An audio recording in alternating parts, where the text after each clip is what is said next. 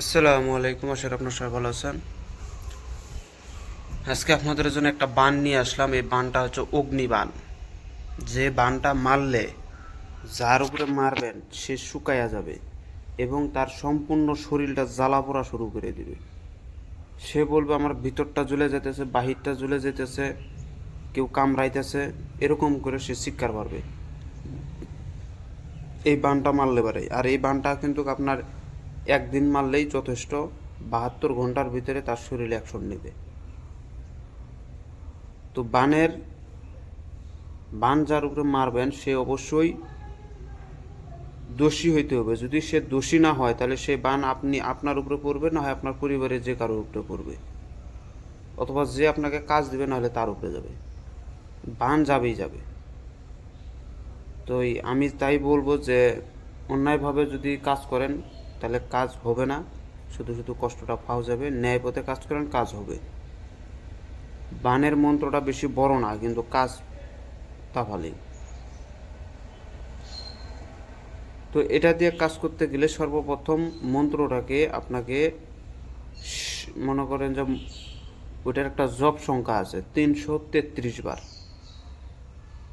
মন্ত্রটা বেশি বড় না। এই মন্ত্রটা আপনারা শ্মশানে বসে থেকে, সামনে আগুন থাকতে হবে। আগুন না থাকলে এই বান কিন্তু কাজ করবে না। তাই আগুন একটা বানাইয়া নেবেন।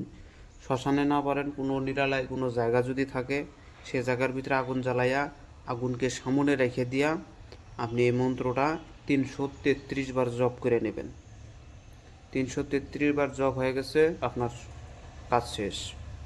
এখন আপনি যেদিন কাজ করবেন সেদিন উপবাস থাকবেন, অথবা হিন্দু শাস্ত্রের মোতাবেক রোজা রাখবেন সারাদিন। রোজা রাখার পরে রাতের ঠিক 12টা যখন বাজবে, 11টা থেকে 12টা এর ভিতরে কাজটা করবেন। তো যার উপরে কাজটা করবেন তার একটা ছবি নেবেন, আর যদি আপনার চেনা জানা হয় তাহলে ছবির দরকার নাই।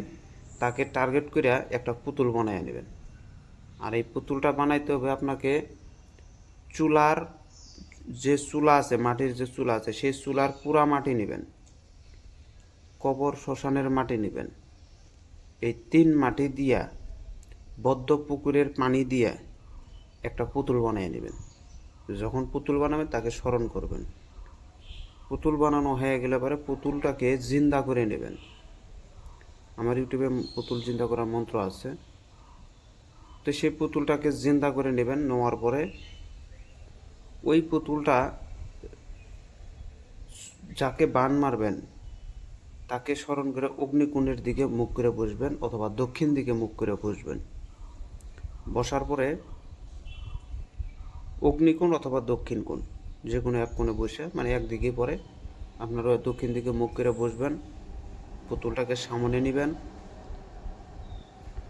নিয়ে একটা কথা মনে রাখবেন, দক্ষিণ কোণ হচ্ছে যমরাজের কোণ, যেটাকে আমরা আজরাইল বলি। তার হুকুমত চলে দক্ষিণ দিকে। তাই যত মারণ কাজ দক্ষিণ দিকেই করি। উত্তর দিকেও করা যায়, কিন্তু এক একটা বানের এক একটা নিয়ম আছে। তো দক্ষিণ দিকে মুখ করে আপনারা এই কাজটা করবেন। সামনে পুতুলটাকে একটু হাট করে নেবেন, মানে একটু এই পুতুলটাকে মানে অর্ধেক শুকাইছে আর অর্ধেক শুকায় নাই, এরকম পুতুল আপনারা বানিয়ে নেবেন। পুতুল বানানোর পরে পুতুলকে জিন্দা করবেন। আর যারা জিন্দা করতে পারবেন না, যারা চিন্তা করতে পারেন না, তাদের জন্য করে বলতেছি একটা গুমর। সেটা হচ্ছে যে কুমারী মেয়ের হাত দিয়া ওই পুতুলটা বানিয়ে নেবেন, তাহলে পুতুল আপনি জিন্দা থাকে। কুমারী মেয়ের হাত দিয়ে যদি পুতুল বানিয়ে নেন, পুতুল জিন্দা। ওইটার উপরে তাফালিং কাজ করা হয়। আর যদি ওইটাও না পারেন, এই যে হিন্দুরা যারা মূর্তি বানায়, তাদের কাছ থেকে পুতুলটা বানিয়ে নেবেন। নেওয়ার পরে সেই পুতুলটাকে দক্ষিণ দিকে মুখ করে কালো আসনের ভিতরে বসে সামনে আগুন রাখবেন। আগুন আগুন কাঠকয়লা দিয়ে আগুন জ্বালায় নেবেন, নিয়ে তার সামনে পুতুলটাকে সামনে রেখে দেবেন। যদি ছবি থাকে শত্রু, সেটাও আপনি সামনে রেখে দিলেন। আর আপনার এক পাশে রাখবেন আগরবাতি মোমবাতি জ্বালায় দিলেন, আর এক পাশে রাখবেন হচ্ছে তেল, সরিষার তেল রাখবেন। সেটা হাফ কেজি হোক অথবা 1 লিটার হোক, রেখে দেবেন। দেওয়ার পরে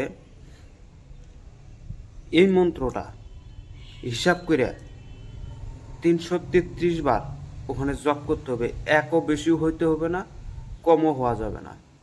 মানে একবার মন্ত্র জপ করছেন, ওই যে সরষের তেল যেটা আছে ওইটাকে মুখের ভিতরে নেবেন।